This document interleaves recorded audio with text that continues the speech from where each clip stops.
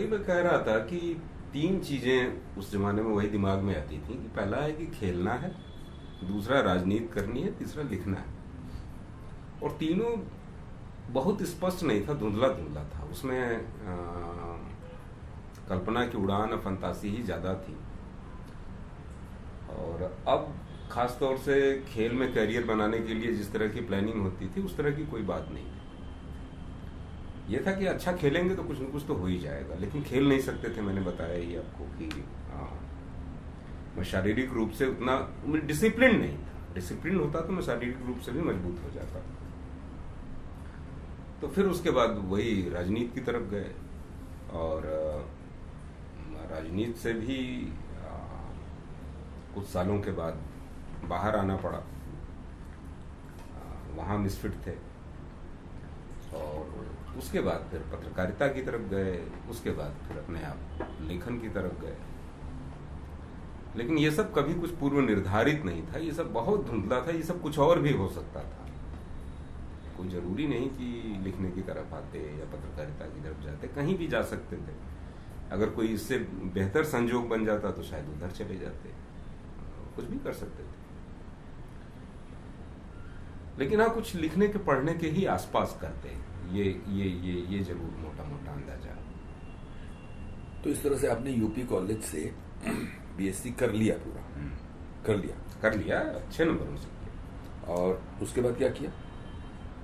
उसके बाद मेरे पापा दबाव डालने लगे कि तुम्हें पीएमटी की तैयारी करनी चाहिए, तुम्हें डॉक्टर बनना चाहिए। तो इसके लिए उन्होंने इलाहाबाद में नैनी में एक जमीन का टुकड़ा था उनके पास, बहुत पहले उन्होंने खरीदा हुआ था। तो उस पर उन्होंने एक कमरा बनवा दिया। और मेरी पुरानी साइकिल चोरी हो गई थी तो एक नई साइकिल दिलवा दी। कैसे चोरी हुई थी साइकिल? स्कूल में ही चोरी हो गई थी, खेलने के चक्कर में। साइकिल स्टैंड में मैं रख के भूल गया और खेलने में मस्त हो गया। और जब गया तो देखा गायब थी। और उसके बदले में दूसरी साइकिल उठा लाया, कोई और साइकिल उठा लाया। और वो भी कुछ दिन तक पड़ी रही, फिर पता नहीं कहाँ चली गई, टूट टाट गई या क्या हो गई, ठीक से टूट ही गई। तो उन्होंने एक साइकिल दिला दी और वहाँ मेरी बुआ रहती थी बगल में, उनके यहाँ खाने पीने का इंतजाम हो गया। और कृष्णा कोचिंग में मेरा एडमिशन करा दिया गया, सीनेट हॉल के सामने।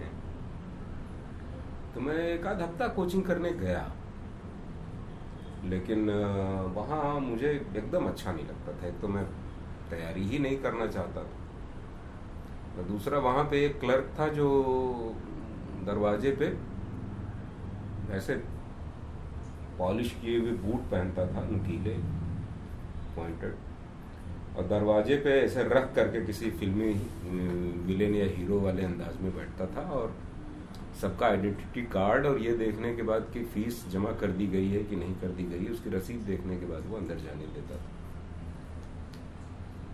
तो उससे मेरा झगड़ा हुआ, एक ही हफ्ते के भीतर झगड़ा हो गया। तो उसको मैंने मारा और कोचिंग वालों ने तेलियरगंज थाने में शायद एफआईआर वगैरह करा दी। कभी पक्का नहीं हो पाया कराई थी कि नहीं कराई थी, लेकिन इतना ही पता लगना कि कर्नलगंज थाने में, कर्नलगंज थाने में, वो जो भी पास का थाना रहा। तो उसके बाद में जाता था अपना, फिर उसके बाद गंगा और जमुना का किनारा फिर मेरी जगह थी। मैं जाके अपना साइकिल लेके जाता था, वहाँ बैठा रहता था। मन किया तो कुछ पढ़ता था, मन किया तो नदी में तैरता था, मन किया तो वहीं सो जाता था, नींद भी पूरी करता था।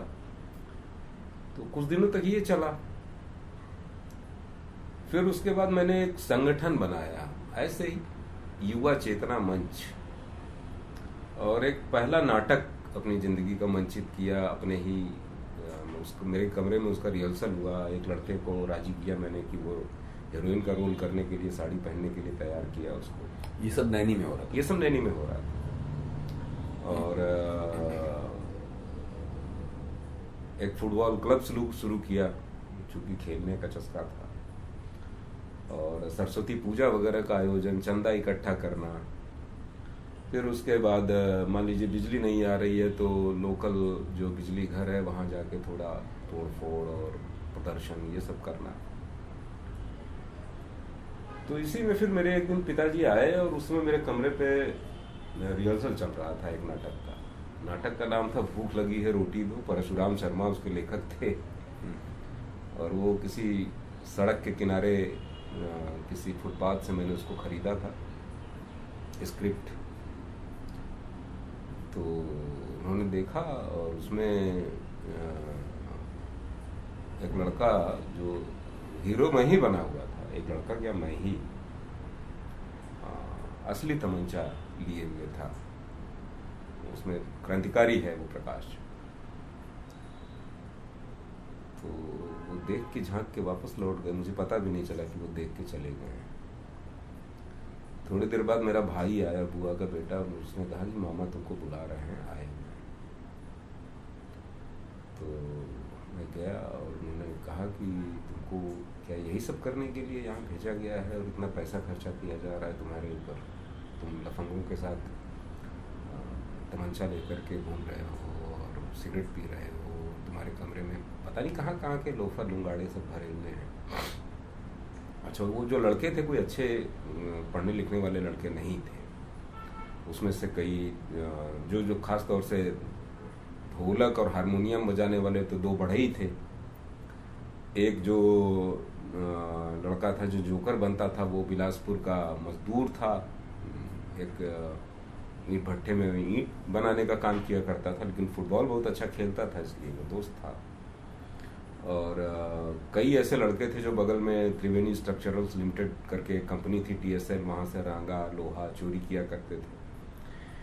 तो उनको बहुत ख़राब लगा मेरे पापा को, तो उन्होंने कहा कि तुम ये सब क्या कर रहे हो। तो मैंने कहा कि हम लोग नाटक कर रहे हैं, लोगों को जागृत करने का काम कर रहे हैं और आप मुझे डिमोरलाइज कर रहे हैं ऐसा करके।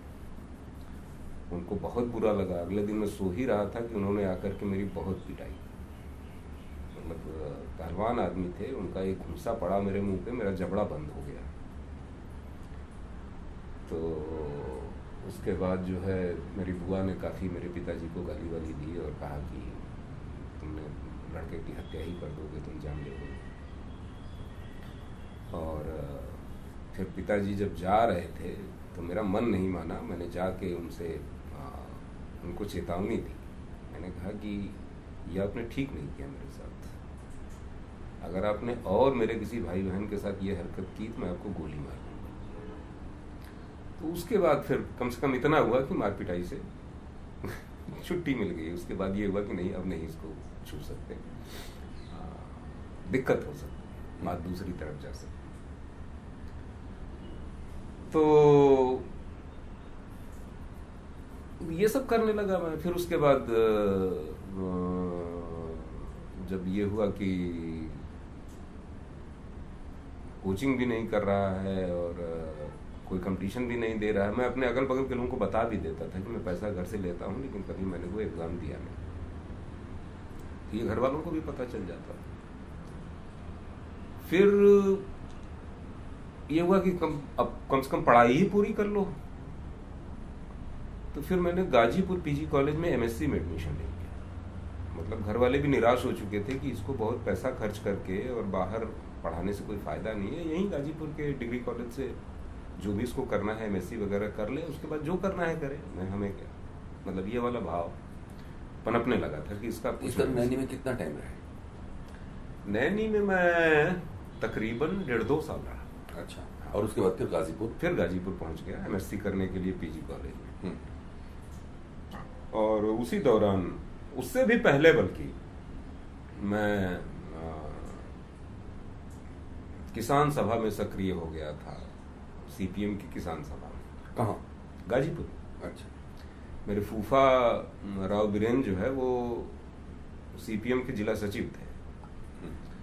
तो वो घर आते थे तो कुछ किताबें पकड़ा जाते थे, आदि विद्रोही और निकोलाई स्ट्रावोस्की का हाउ स्टील वाज टेम्पर्ड, फांसी के तख्ते से, बोरिस पलेवई का असली इंसान, कम्युनिस्ट मैनिफेस्टो, कुछ भी हर बार वो आते थे तो कोई न कुछ पकड़ा जाते थे। ये पढ़ना था। ये MSc के जमाने में? नहीं, ये वो बहुत पहले शुरू हो गया था। ये मेरा ख्याल है कि ये बीएससी के समय ही शुरू हो गया था ये, लेकिन मैंने एक्टिवली भाग लेना शुरू किया। मैंने क्या वो वहाँ यूपी कॉलेज में आके किताबें दे जाते? गांव पे, घर पे, मेरे ननिहाल वाले घर पे और मेरे ददिहाल वाले घर पे, दोनों जगह। चूंकि वहीं महापुर में बगल के ही रहने वाले थे, मुश्किल से 1 किलोमीटर की दूरी पे उनका घर था, तो कभी भी टहलते हुए चले जाते थे वो। तो उनके साथ फिर पढ़ने का सिलसिला शुरू हुआ। फिर उन्हीं के साथ मैं किसान सभा की सभाओं में जाने लगा, भाषण देने लगा, धरना प्रदर्शन में जाने लगा। एमएससी के आसपास तो ये हुआ कि मैं फिर छात्र संगठन में सक्रिय हो गया। मैं छात्र संगठन बनाने की, एसएफआई बनाने की कोशिश करने लगा वहाँ पीजी कॉलेज में। तो वहाँ 1 सेमेस्टर मैंने किया, वहाँ नंबर भी अच्छे आए। पहले से था नहीं वहाँ पे एसएफआई? ना, वहाँ नहीं था, वहाँ नहीं। तो फिर उसके बाद ये हुआ कि नहीं, अब मुझे लगने लगा कि अब मैं अपने मन से पढ़ सकता हूँ। पिताजी का जो दबाव था उसको मैं टाल सकता हूँ। तो मैंने कहा कि मैं एमए करूँगा, मैं एमएससी नहीं करूँगा। अच्छा। तो फिर मैं सोशियोलॉजी से एमए करने चला आया बनारस। अच्छा। काशी विद्यापीठ। अच्छा। तो फिर मैंने वहाँ एमए किया। इस तरह से गाजीपुर में 1 साल ही गुजरा होगा? बमुश्किल तमाम। 1 सेमेस्टर, वही करीब 8-9 महीने का 1 सेमेस्टर था। दूसरे उसमें अच्छे नंबर आए थे, 71% नंबर मेरे आए थे। लेकिन वही है कि फिर वो छोड़ के चले आए एमए करने, और यहाँ छात्र संगठन बनाने लगे, काशी विद्यापीठ में चुनाव भी लड़े। फिर उसके बाद सीपीएम के साथ फुल टाइमर हो गए। फिर उसी बीच में किसी ने कहा कि तुम प्रेस नोट बहुत अच्छा लिखते हो, तुम्हें जर्नलिज्म करना चाहिए। तो जर्नलिज्म में बीएचयू में एडमिशन ले लिया। तो काशी विद्यापीठ वाली हो गई पढ़ाई पूरी?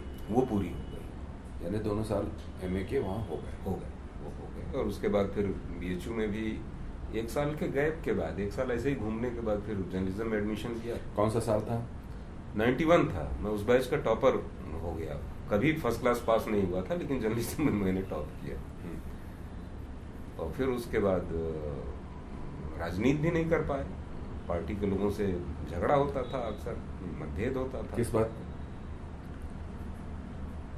सबसे बड़ा जो उस जमाने में 89 से लेकर के 91 के बीच में झगड़े की वजह थी, वो था मंडल कमीशन। अच्छा। सामाजिक न्याय। क्योंकि मेरी पार्टी की कोई स्पष्ट राय आरक्षण के बारे में नहीं थी। पार्टी के जो नेता थे वो कहा करते थे, एक लाइन ऊपर से ही आई होगी, किसी बड़े नेता ने कहा होगा, वो कहते थे कि reservation is an necessary evil like transpiration in plants. ये वाष्पोत्सर्जन जैसी बुराई है। मैं कहता था कि इसको कैसे समझाएंगे लड़कों को ये बात कि ये वाष्पोत्सर्जन जैसी आवश्यक बुराई है, जिसपे हम कुछ नहीं करेंगे। आवश्यक बुराई है तो बुराई के पीछे क्या करना, कुछ न तो हम उसके पक्ष में है, न तो कुछ विरोध में ही है। बुराई है तो विरोध में।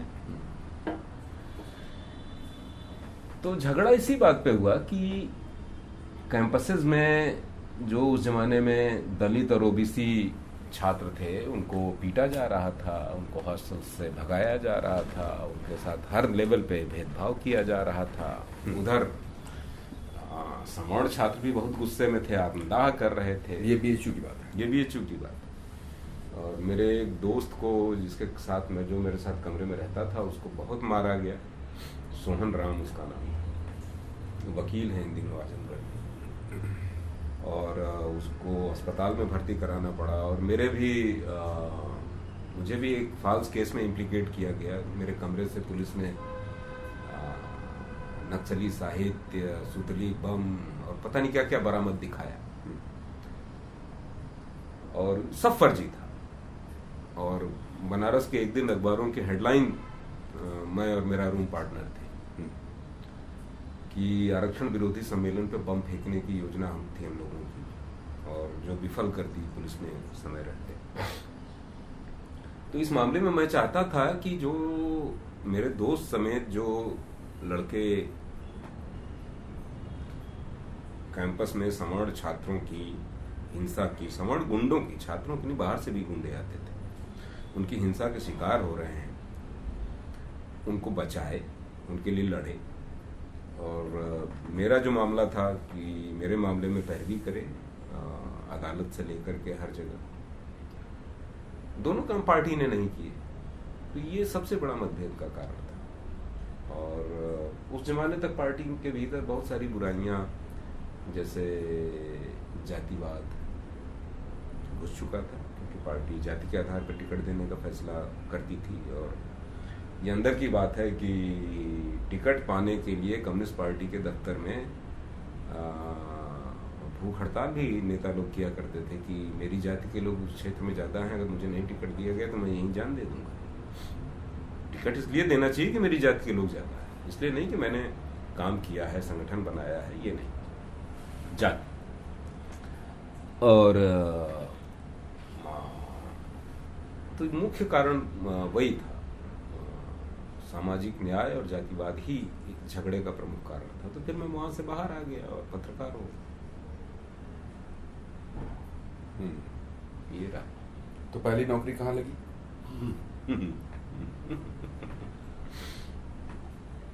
पहली नौकरी एक इवनिंगर में लगी। इवनिंगर का नाम था भारत दूत। और भारत दूत निकाला था श्यामलाल यादव ने, जो कृषि राज्य मंत्री थे और राज्यसभा के उपसभापति भी रहे और कई बार एमपी रहे। तो बल्कि नौकरी लगने से ठीक पहले का जो चुनाव था उसमें हम लोगों ने, खासतौर से मैंने श्यामलाल यादव के खिलाफ बहुत कैंपेन किया था, अनिल शास्त्री के पक्ष में। अनिल शास्त्री जनता दल से बनारस से कैंडिडेट थे, जनता दल के, और वो जीते भी थे। तो मेरे जो हेड ऑफ डिपार्टमेंट थे अंजन कुमार बनर्जी, वो थोड़ा दुखी रहते थे मुझसे, क्योंकि रोज धरना प्रदर्शन, कोई मांग कुछ ये। तो छुटकारा पाने के लिए उन्होंने मुझे पकड़ के एक दिन रिक्शे पे बिठा के ले गए श्यामलाल यादव के पास और कहा कि जिस तरह से यूरोप में प्लेसमेंट होते हैं, तब प्लेसमेंट इतना कॉमन अनसुना शब्द था, प्लेसमेंट वगैरह अब होने लगा है, तब कोई प्लेसमेंट के लिए कैंपस इंटरव्यू जैसी चीज नहीं हुआ करती। तो मैं ले आया हूँ और उसी तर्ज पे आप इसको नौकरी दें, बहुत होनहार, बहुत तेज लड़का। खैर उन्होंने दे दिया, मैं उनका सजातीय भी था, नौकरी दे दी। ये फैसला किसने किया कि नौकरी दी जाएगी? श्यामलाल यादव ने खुद? श्यामलाल यादव ने फैसला किया ये। और बाकी अखबार, उनके बेटे उस समय एक अशोक यादव हुआ करते थे जो कांग्रेस के नेता थे, वो संभालते थे। बाद में उनके मर जाने के बाद उनका दूसरा बेटा राजीव रंजन यादव संभालने लगा। अब तीसरा बेटा संभाल रहा है। अभी चलता है अखबार? चलता है। अच्छा ये रहा कि मैंने जब ज्वाइन किया उसी के कुछ दिनों बाद जाड़े में 91 के जाड़े में बनारस में दंगा हुआ बड़ा भयानक। श्रीश चंद्र दीक्षित डीजीपी थे और वो नौकरी छोड़ करके वहां से चुनाव लड़ने की तैयारी कर रहे थे। और उस दंगे को कवर करने का मौका मिला और बहुत करीब से देखने का मौका मिला कि सांप्रदायिकता की राजनीति क्या होती है, दंगा क्या होता है, कैसे इसे प्रायोजित किया जाता है, किस तरह से लोगों को टारगेट किया जाता है। तो ये समझने का मौका मिला। और फिर उसके बाद तो जब रिपोर्टर हो गए तो बहुत दुनिया देखने का मौका मिला। नहीं, जैसे अभी तो अंजन कुमार बनर्जी तो सिर्फ एक इंटर्न को लेके गए थे और श्यामलाल यादव के यहाँ, और अभी तो आप अपनी पत्रकारिता की पढ़ाई में बेशक टॉप कर रहे होंगे, लेकिन फील्ड में काम करने का तो पहली बार अनुभव हो रहा होगा। हाँ। तो वो दुनिया कैसी लग रही थी कि पढ़ के तो कुछ आए थे, यहाँ पर करना कुछ और पड़ रहा है? नहीं, बहुत अंतर नहीं था। बहुत अंतर नहीं था। पढ़ाई मतलब मैंने जो टॉप भी किया, मैं इसीलिए उसका उल्लेख कर रहा हूँ कि ये कोई मैंने पढ़ाई पढ़ लिख के टॉप नहीं किया। उसकी वजह ये थी कि हम एक तो दुनिया की सारी दिक्कतों समस्याओं पे एक पॉलिटिकल एक्टिविस्ट होने के नाते दिन रात बहस किया करते थे आपस में, अखबार पढ़ते थे, रेडियो सुनते थे, टीवी आ रहा था क्योंकि उसी के आसपास गल्फ वॉर में पहली बार टीवी सबसे ज्यादा लोकप्रिय हुआ और लोगों तक पहुंचा। तो जो हम कर रहे थे सड़क पे वही सब लिखा मैंने अपने एग्जाम में, बाकी कोई मैंने किताब नहीं पढ़ी। और लोगों की दिक्कतों को जानना, समझना, जाना, उनके साथ एक डायलॉग स्थापित करना एक पॉलिटिकल एक्टिविस्ट के रूप में मेरे लिए कोई नई बात नहीं थी, ये तो मैं कर ही रहा था पहले से। तो बल्कि मेरी राजनीति ने मेरे पत्रकारिता में काफी मदद की। मैं दूसरे नए रिपोर्टरों की तुलना में ज्यादा सहज तरीके से, कॉन्फिडेंट तरीके से नहीं, सहज तरीके से और ज्यादा कंसर्न तरीके के साथ इन्वॉल्व हो सकता था लोगों के साथ। तो हालांकि वो एक रोमांचक दुनिया थी, मैंने बहुत कम दुनिया देखी थी। अब पत्रकारिता में आने का फायदा ये था कि समाज के तरह तरह के लोग, झुग्गी बस्ती से लेके 5 स्टार होटल तक और कारखाने से लेकर के और अपराधियों तक, किसानों तक, उनकी जिंदगियों को देखने समझने का एक बेहतरीन मौका था जो बहुत थ्रिलिंग लगता था, शुरू में बहुत रोमांचक लगता था। और उस जमाने में पत्रकारिता भी अलग थी। पत्रकारिता में कम से कम ये उस जमाने में माना जाता था कि अगर किसी अखबार को इस्टेब्लिश होना है और लोगों तक पहुंचना है तो उसे कुछ दिन तक सचमुच की रिपोर्टिंग करनी पड़ेगी। तो उतने दिनों तक छूट रहती थी कि आप बहुत जेन्युइन मुद्दे उठा सकते, लिख सकते। तो वो देखने, जानने, समझने का मौका मिलता रहा। नहीं, इनके यहाँ भारत दूत में पहला दिन आपका कैसे गुजरा? तो सबसे पहले गए तो क्या कहा गया कि क्या करना है आपको? पहला दिन बड़ा उस तरह का दिन था क्योंकि उसी समय मेरा एक एक्सीडेंट हुआ था और मेरा सिर फट गया था, 17 टांके लगे थे। मेरे एक दोस्त की शादी हुई थी, उसका स्कूटर, ये जो यहाँ निशान दिखाई दे रहा है, जी ये वही है। अच्छा। और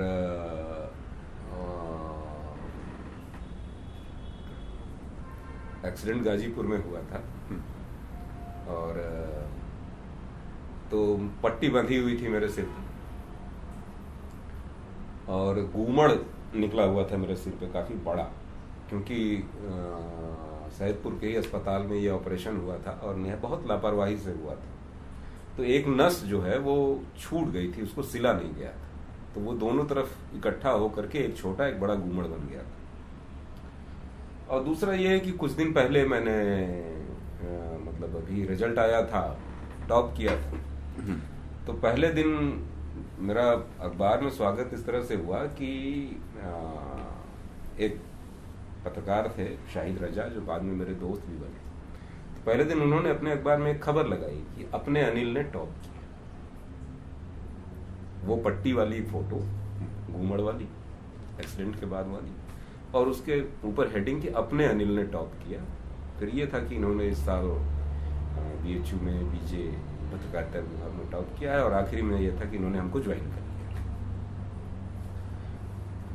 दूसरा यह है कि प्रदीप श्रीवास्तव नाम के एक सोशलिस्ट एडिटर थे, तो उन्होंने कहा कि आप एक पीस छोटा सा लिख सकते हैं किसी समस्या पे। मैं भूल गया कि एग्जैक्टली क्या थी, लेकिन वो शहर की कोई समस्या थी। तो एक छोटा सा टुकड़ा मैंने लिख के दे दिया कि भाई मेरा ये नजरिया है इस पे।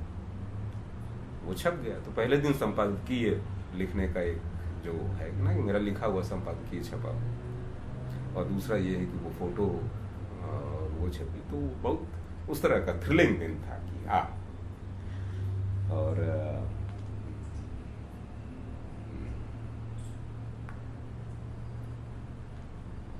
भारत दूत की एक और मजेदार बात थी कि वो दोपहर में बिकता था, दोपहर से लेकर शाम तक, और जो 1 रुपए उसकी कीमत थी। तो सिक्के बहुत आते थे। तो महीने में जो पहले महीने में तनख्वाह मिली 500 रुपए, सब सिक्के के रूप में मिली। और उसको मैंने अपनी बाइक एसडी थी मेरे पास, उसके पीछे पॉलिथीन में रख के बांधा और खनखन करते हुए अपना पूरे शहर में घूमा। और लोग कहते थे ये क्या है, मैं कहता तो तनख्वाह मिली है, ये देखो बताओ क्या चाय पियोगे, बन खाओगे, क्या बताओ ये मुझे। एसडी कब खरीदी गई थी?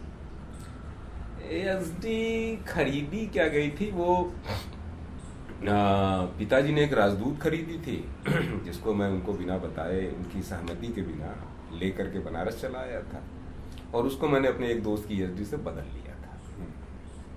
यह राजदूत मुझे कुछ पुराने मॉडल की और उस तरह की गाड़ी लगती थी, तो एसडी जो मुझे उसने दी थी उसकी टंकी फूटी हुई थी, उस पर लाइफ बॉय साबुन या आटा या कोई ऐसी चीज लगा देते थे तो उसकी टंकी का रिसाव बंद हो जाता था। लेकिन हाँ, उसका जो मेक मॉडल और जो पिकअप था वो मुझे अच्छा लगता था, तो वो उससे थी, अदला बदली वाली एसडी थी। तो एक नई दुनिया थी, एक नए तरह का इंडिपेंडेंस। कितने लोग काम करते थे भारत दूत में? भारत दूत में मेरा ख्याल है 15-20 लोग काम करते हैं। और सैलरी क्या देने का वादा हुआ था? यही 500 रुपये। अच्छा। यही 500 रुपये की सैलरी थी, और एडिटर को भी मुझे नहीं लगता कि 1000 रुपये से ज्यादा मिलते होंगे।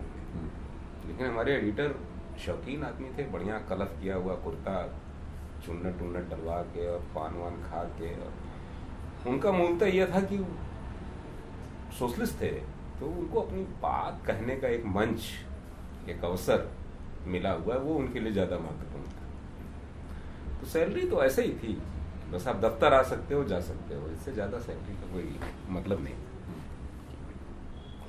तो इस तरह से भारत दूत में कितना टाइम गुजरा? 1 साल गुजरा। 1 साल गुजरा। और वो 1 साल अच्छा गुजरा? बहुत अच्छा गुजरा। उसको मैं अच्छा इस तरह से मानता हूं कि एक तो दंगा कवर करने का मौका मिला, और पहली बार अप्रिसिएशन भी मिला उस दंगे में। जो मैंने रिपोर्ट किया, मुझे याद है कि जब वो दंगा खत्म हुआ, वो शुरू हुआ था काली प्रतिमा के विसर्जन से। दीपावली के बाद बंगाली टोला से एक काली जी की मूर्ति निकलती है और उसका विसर्जन होता है, वहीं मदनपुरा है सामने, और वहीं चाकूबाजी शुरू हुई, पथराव शुरू हुआ, दंगा शुरू हुआ। और ये सब बहुत प्रायोजित था, ये ऐसा नहीं है कि मुसलमानों ने किया था, ये दंगा इंजीनियर्ड था। तो मैंने एक कॉलम शुरू किया पाती काली माई के नाम, कि काली माता आप पूजी गई और आपको ले जाके गंगा में डाल दिया हम लोगों ने। लेकिन उसके बाद बंगाली टोला में, सोनारपुरा में, पीताम्बर कुंड में, बाघाड़ा में, मदनपुरा में क्या हुआ मैं आपको बताता हूं। तो उसमें मैंने 5-7 अंकों में उनको बताया। वीकली चलता था? नहीं, वो रोजाना का अखबार था। नहीं, मैंने ये कॉलम रोजाना वाला था, रोज एक पीस लिखना पड़ता था। तो काली माई को मैंने चिट्ठी लिख के बताया कि आपके पीछे इस तरह से दंगे की साजिश रची गई, इस तरह से लोग मारे गए, इस तरह से अफवाहें फैलाई गई। जैसे उस समय बनारस के अखबार लिख रहे थे कि गंगा के नीचे रामनगर से शहर तक सुरंग है, और वहां रामनगर में आईएसआई के एजेंट आते हैं, मुसलमानों को हथियार चलाने का, गुरिल्ला वार का प्रशिक्षण देते हैं। गंगा के नीचे की सुरंग से मुसलमान आके शहर में। ये किसने कहा? अखबार लिख रहे थे बनारस के। आज अखबार लिख रहा था, स्वतंत्र भारत लिख रहा था, गांडीव लिख रहा था, सारे अखबार शामिल थे उसमें, किसका नाम ले। तो उसमें कुछ तो तथ्यात्मक ब्यौरा देते होंगे, सपोर्ट नहीं। वो विशुद्ध रूप से, जिस तरह से इन दिनों आप देखते हैं कि एक समानांतर इतिहास खड़ा किया जा चुका है कि औरंगजेब जब तक 1.25 मन जनेऊ नहीं देख लेता था तब तक नाश्ता नहीं करता था। तो उसी तरह की बातें उसमें छपा करती थी अखबारों में, और उन्हीं को मैंने लिखा अपने कॉलम में। काली माता, आप चूंकि सर्वशक्तिमान, सर्वव्यापी हैं, तो आपको इतिहास भी पता होगा। तो यहाँ बताया जा रहा है कि रामनगर से एक सुरंग निकली हुई है, जिससे आईएसआई के एजेंट आके दंगा करके यहाँ लोगों को मार के चले जाते हैं। तो वो एक रोमांचक और सुंदर अनुभव था। और उसके बाद तो लेकिन अखबार का मैनेजमेंट इस बात को कैसे सह रहा था, जबकि वो तो धारा के विरुद्ध कहने की बात थी? सह नहीं रहा था, अप्रिशिएट कर रहा था। मुझे लगता है कि वो उनके हित में रहा होगा। उनकी जो स्थानीय राजनीति थी उसके मुफीद होगा, क्योंकि वो राज्यसभा के उपसभापति थे और सांसद भी थे, तो उनके लिए मुफीद बैठ रहा होगा, तो इसलिए सपोर्ट कर रहे थे। मुझे याद है कि पहली बार विभूति नारायण राय और चितरंजन सिंह आए, और विभूति नारायण राय ने उसी समय एक किताब लिखी थी शहर में कर्फ्यू। तो ये दोनों लोग, उन्होंने आकर के दफ्तर में भी मेरी बहुत तारीफ की और बहुत सारी किताबें दे के गए कि तुम ऐसे ही, तुम्हें रिपोर्टिंग करनी चाहिए, असली रिपोर्टिंग यही है। तो अच्छा अनुभव था। इसके इस कॉलम की कुछ आपको बाद में प्रतियां मिलती, माने उसका कुछ रिकॉर्ड है? नहीं, क्यों? भारत दूत के दफ्तर में कुछ रखा नहीं जाता उसका? कभी खोजने की कोशिश भी नहीं की। अच्छा, क्या पता खोजने पे मिल जाए, क्योंकि बिल्कुल शुरुआती अंक हैं, तो मुझे नहीं लगता कि अब होंगे। जब आपने ज्वाइन किया तब तक कितना टाइम हो गया था इस अखबार को निकलते हुए? 2 महीने। अच्छा। बिल्कुल शुरू ही हुआ था। 2 महीने हुए थे। तो अगर किसी के भीतर नॉस्टैल्जिया हो या कोई अनुराग हो कि अखबार के पहले साल की प्रतियां रखें, जिस तरह से हम किसी बच्चे के पहले शुरुआती कपड़े जूते रखते हैं, तब तो होगा। लेकिन मुझे नहीं लगता कि ऐसा कोई है वहां पे ना, मुश्किल है ढूंढ पाना। और उसी समय की एक और सीरीज याद आ रही है, मैंने वहां की झुग्गी बस्तियों पे की थी, जो सब कैंट रेलवे स्टेशन के आसपास गरीब लोगों की बस्तियों पे, मोक्ष की नगरी में दंड के द्वीप। तो वो भी लोकप्रिय हुई थी। और लोकप्रिय क्या हुई थी, बल्कि एक उस तरह की बात है कि जब इस तरह की कोई रिपोर्ट आती है तो कुछ पढ़े लिखे लोग कहते हैं बहुत बढ़िया, लेकिन वो सचमुच की कोई अवेयरनेस नहीं पैदा करती। मतलब वो एक सौंदर्यात्मक तरीके से भाषा की तारीफ की जाती है, उस मुद्दे की, उस प्लाइट की, उस तकलीफ की कोई बात नहीं होती है, उस प्रस्तुतिकरण और भाषा की तारीफ की जाती है। तो वो मिला, वो एक दूसरी चीज थी उस साल जो मुझे याद रह गई। अच्छा, तब तक जो ये कॉलम था पाती काली माई के नाम में आपकी भाषा, मैंने एक तो हुआ कि जो विषय है, सरोकार है, दृष्टि है, वो तो एक जगह पे, लेकिन इस सब को एक भाषा में पिरोया जा रहा था। वो भाषा आपको कहाँ से, मतलब उसकी ट्रेनिंग आपके भीतर कहाँ से आ रही थी, उसके इंस्पिरेशंस कहाँ से आ रहे थे, क्या भाषा होगी उसकी? इसके बहुत सारे स्रोत हैं, लेकिन जो बुनियादी स्रोत मैं मानता हूँ वो बहुत बचपन से चला आ रहा था, वो परसनी खुर्द से चला आ रहा था। अच्छा। कि जैसे अचानक चलते चलते, जैसे बरसात का दिन है और बादल घुमड़ते हुए काले काले चले आ रहे हैं, उनके नीचे बकुले उड़ते हुए जा रहे हैं, और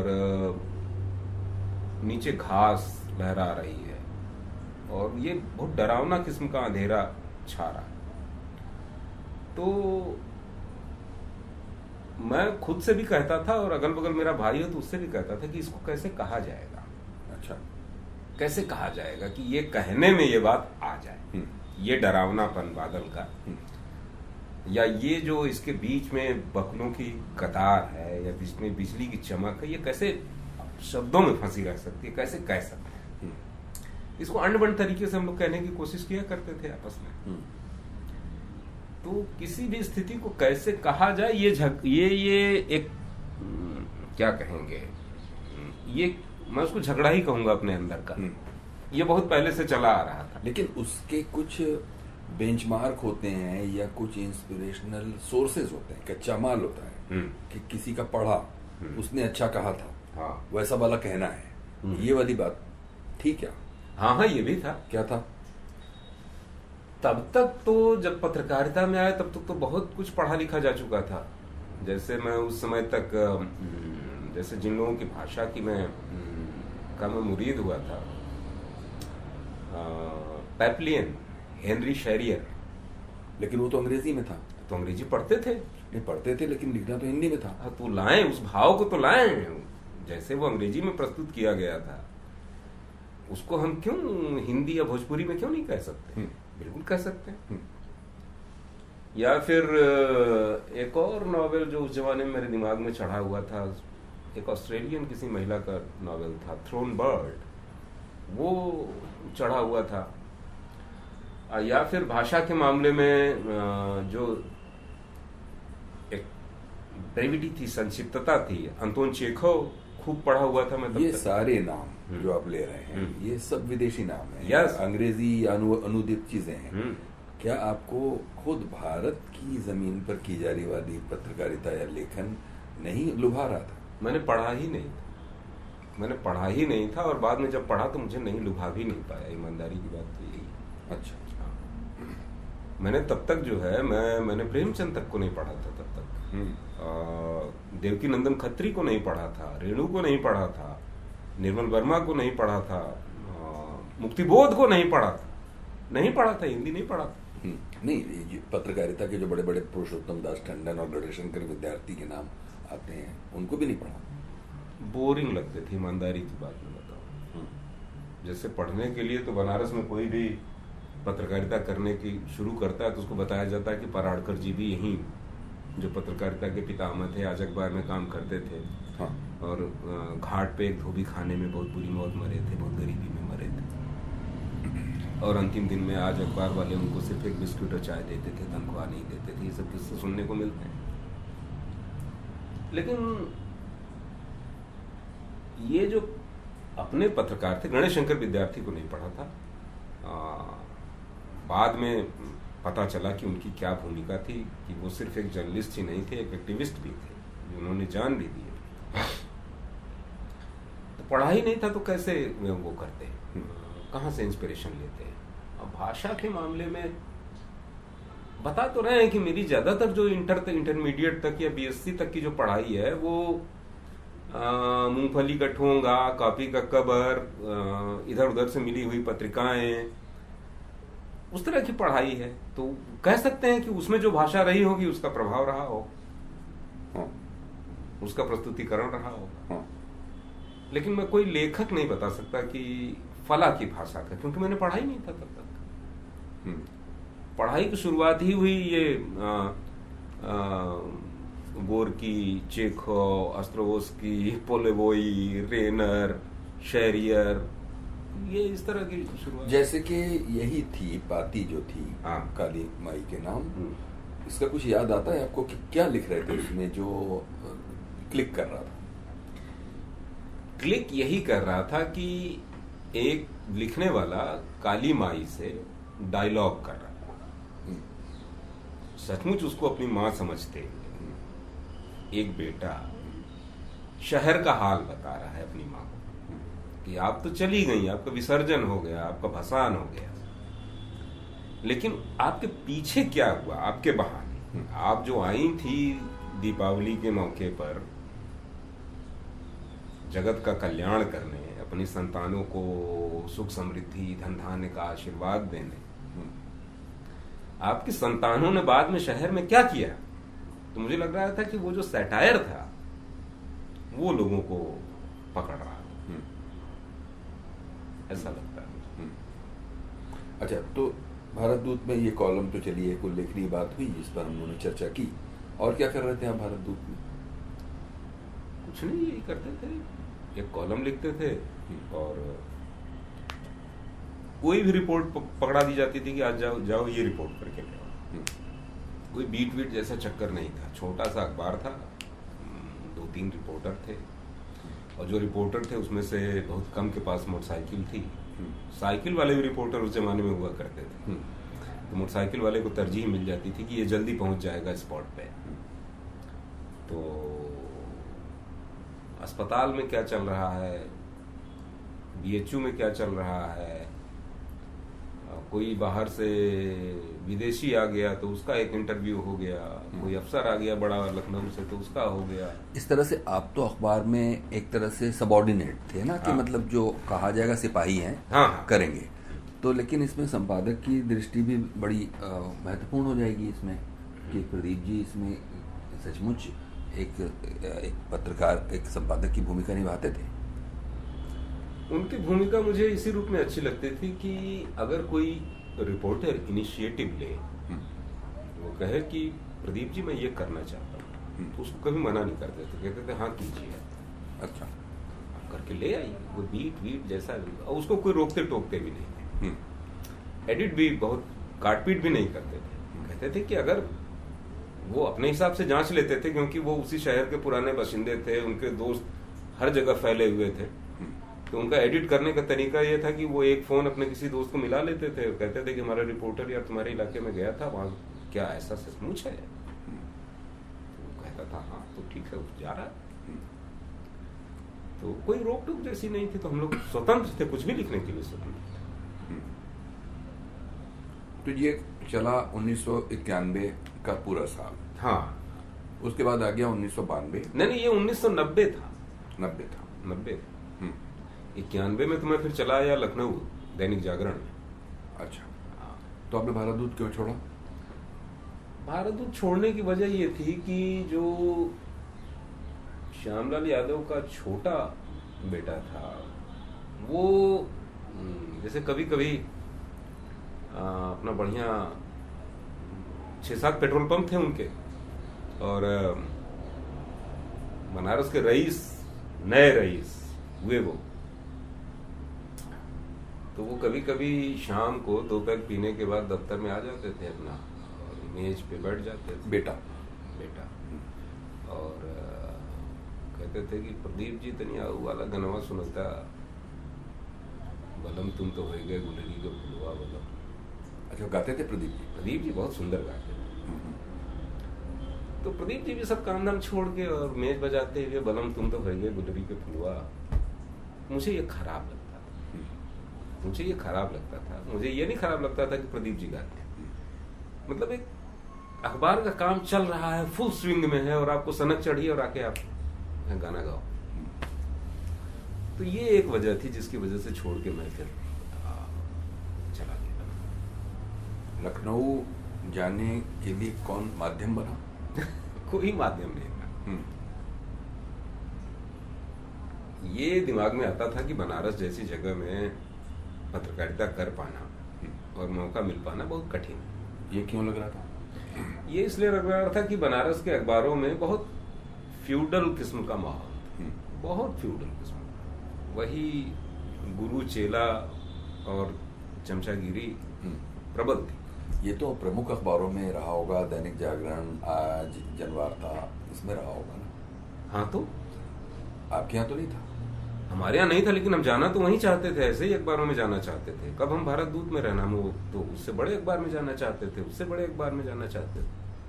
हम तो चाहते थे कि हम टाइम्स ऑफ इंडिया में पहुंच जाएं पहले दिन, लेकिन नहीं मौके थे, एक्सपोजर नहीं था। तो अब वहाँ ये था कि जैसे वहाँ के सबॉर्डिनेट पत्रकार दफ्तर जाते थे तो रास्ते में एक पान खाते थे, 2 पान अपने सीनियर के लिए बंधवाते थे, जाके अपना पैर छू रहे हैं, अब वो अपना पान खाते हुए उनको बता रहे हैं कि अगर टीवी को बैठिए, और लगातार बहुत असुरक्षा में रहते थे, और बहुत कुछ लिखने पढ़ने करने का स्कोप भी नहीं था।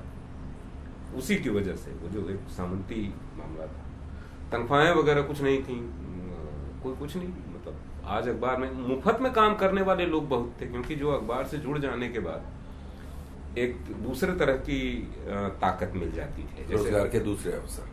हाँ, रोजगार के दूसरे अवसर, मतलब कहीं कुछ छीन झपट झोली में धर वाला जो रोजगार, दलाली। जैसे बहुत सारे वकील हैं, उनको कोई आमदनी नहीं होती वकालत से, लेकिन काला कोट पहन लेने से उनका जीवन आसान हो जाता है। तो उसी तरह से पत्रकार हो जाने से भी उस जमाने में जीवन थोड़ा आसान हो जाया करता था। इसी आसानी के लिए लोग सारी लानत मलानत, अपमान और दादागिरी झेलते हुए अखबारों में बने रहते थे। तो वो नहीं पसंद था, चाहते थे कि किसी बढ़िया प्रोफेशनल अखबार में काम करने का मौका मिले।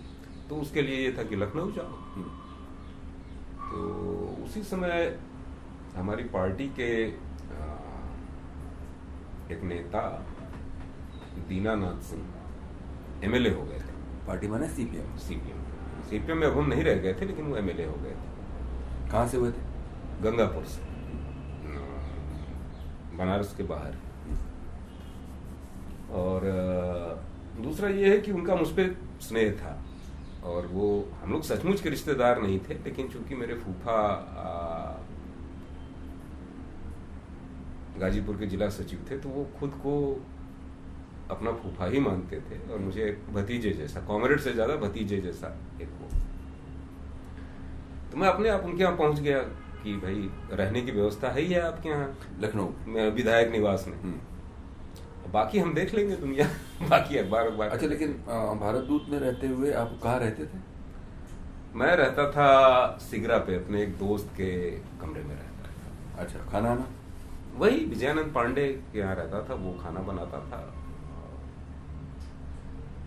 ये काम क्या पत्रकारिता की पढ़ाई के समय से ही वहीं रहने का हुआ? हाँ हाँ, थोड़ा पहले से। मैं जब मेरा एक्सीडेंट हुआ, मेरा दोस्त सचमुच का दोस्त था, मेरा एक्सीडेंट हुआ तो वो जब मैं गांव से आया और मेरा एग्जाम चल रहा था, तो उसने कहा कि तुम कम से कम एग्जाम तक के लिए मेरे साथ चल के रहो, ताकि तुम्हें शांति से तुम एग्जाम दे सको, तुम्हें इतनी गहरी चोट लगी हुई है। तो फिर वहीं रहने लगे तो रहने लगे, बाद में नौकरी करने लगे तो भी वहीं रहने लगे। खैर, तो फिर अब आप लखनऊ पहुंच गए, जहां आपको विधायक निवास में जगह मिल गई। और नौकरी कैसे मिली? नौकरी ये था कि बनारस में एक खेल पत्रकार हुआ करते थे, आनंद चंदोला, वो मुझको बहुत प्यार करते थे। मतलब उनमें एक प्रोफेशनल नजरिया था। वो पूर्वांचल के उस तरह के फ्यूडल पत्रकारों जैसे नहीं थे, पहाड़ी थे, और खेल के बहुत शौकीन थे। क्योंकि मैं भी खेलता वेलता था, तो उनकी नजर रहती थी मेरे ऊपर। तो उन्होंने मुझसे कहा कि तुम लखनऊ जाओ, और उन्होंने दैनिक जागरण के संपादक को, जो विनोद शुक्ला उस समय संपादक थे, काफी कुख्यात किस्म के संपादक, तो उन्होंने कहा कि हम बैटिंग वैटिंग करते थे ना जब जवानी में, तो विनोद शुक्ला जो है संस्कृत में कमेंट्री किया करता था मजाकिया ढंग से। कंदुक लेके आगे बढ़े और उन्होंने बल्ला घुमाया और गेंद सीमा रेखा के बाहर चली गई। तो कहा कि जाके मिलो, बता देना कि चंदोला चचा ने भेजा है और नौकरी दो। मैंने वही किया, जाके उनसे कहा कि उन्होंने भेजा है। और फिर संजोग से मुझे पहले दिन से ही वहाँ रिपोर्टिंग में लगा दिया गया। तो पहले कुछ लोकल अपने ये सब कवर करते रहे, धरना प्रदर्शन। फिर तनख्वाह क्या तय हुई? 1500 रुपये। अच्छा। 3 गुना बढ़त। और उसके बाद मैं अपने एक और दोस्त को भी वहां ले आया, कमलेश रघुवंशी, जो भारत दूत में था।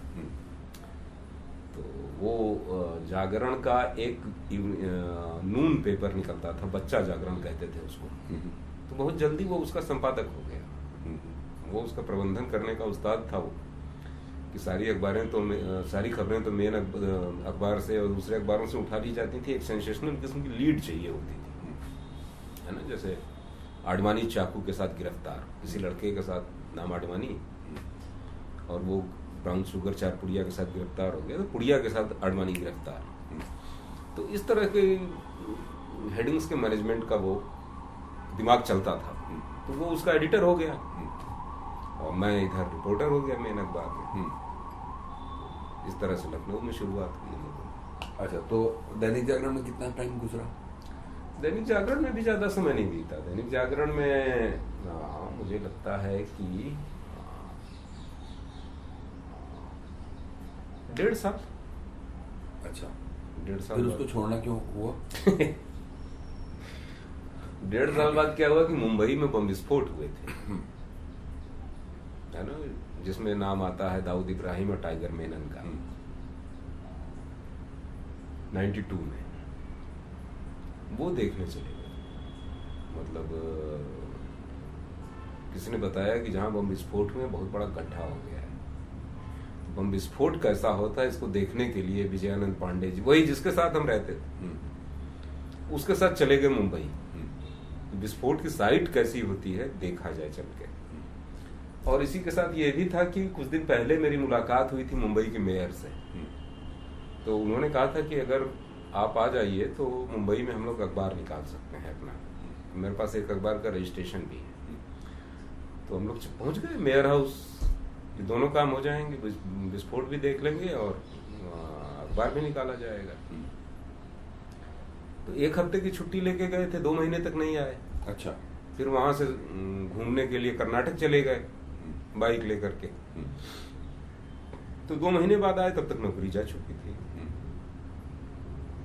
तो स्वाभाविक था, वो अखबार में इतनी लंबी छुट्टी कहाँ मिलती है। और दूसरा ये पता भी चल गया था कि भाई 1 हफ्ता कह के वो चले गए मुंबई, फिर कर्नाटक चले गए।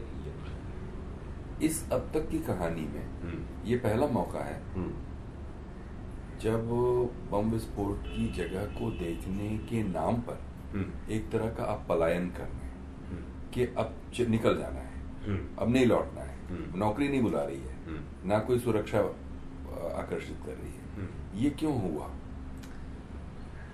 ये बहुत स्वाभाविक सी बात है कि मैं दफ्तर के भीतर कभी कंफर्टेबल नहीं था। भारत दूत में भी नहीं। भारत दूत में भी नहीं था, लेकिन हाँ भारत दूत सहनीय था, क्योंकि बिल्कुल नया नया एक्सपीरियंस था और एक नया बनारस देखने का, मतलब जो बनारस हमने देखा था, पढ़ा था, सुना था, उससे इतर मल्लाहों की बस्तियों में, भिखमंगों की कॉलोनियों में, जेल के भीतर, ये जो किशोर बालगृह होते हैं, इनके अंदर की जो दुनिया है देखने को मिल रही थी। तो उसका आकर्षण बहुत ज्यादा था।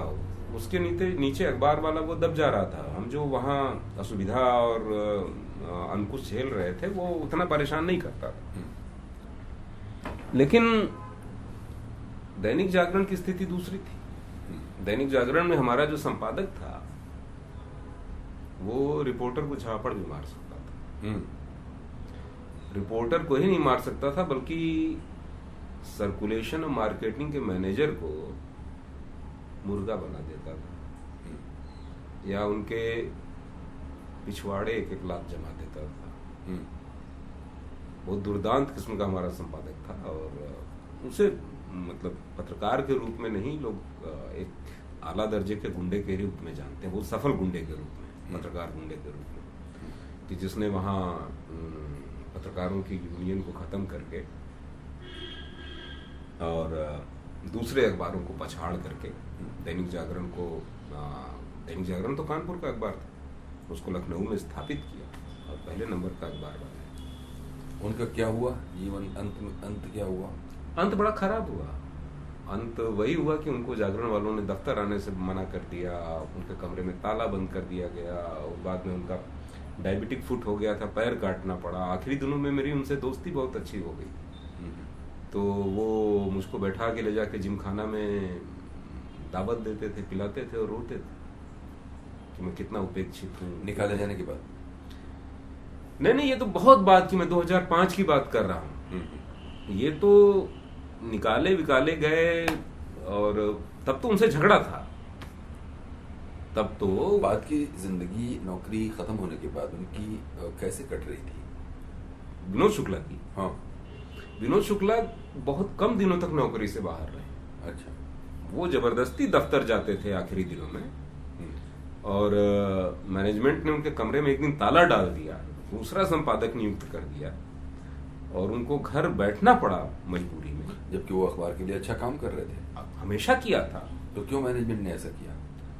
अब वो उपयोगी नहीं रह गए थे। अच्छा। अब वो उपयोगी नहीं रह गए थे। एक तो उनके जो तौर तरीके थे पत्रकारिता के, घासपट्टी वाले, वो बड़े पुराने पड़ गए थे। अखबार के तो वो माफिक आते थे, लेकिन अब उसकी जरूरत नहीं रह गई थी। अब इतना बड़ा अखबार हो गया था दैनिक जागरण कि उसको ट्रेड यूनियन जैसी कोई चीज नहीं बची, कोई राइवल नहीं बचा। तो राइवल को ही तोड़ने के लिए तो उनकी जरूरत थी, राइवल ही नहीं बचे।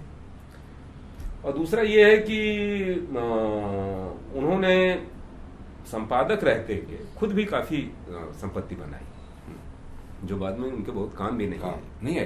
क्यों? बहुत जल्दी मर गए। डायबिटीज हुआ, पैर काटना पड़ा, डायबिटिक फुट हुआ और फिर मर गए। वो अखबार छोड़ जाना बंद करने के मुझे लगता है 1 साल के भीतर उनकी मौत हो गई। लेकिन मरने से पहले उनकी फिर मुझसे दोस्ती हो गई थी। तो तब पछताते थे, रोते थे और कहते थे कि ये मेरा पैर इसलिए काटना पड़ा कि इसी पैर से मैंने बहुतों को मारा और मुझे उसकी सजा मिली है। तो परेशान रहते थे।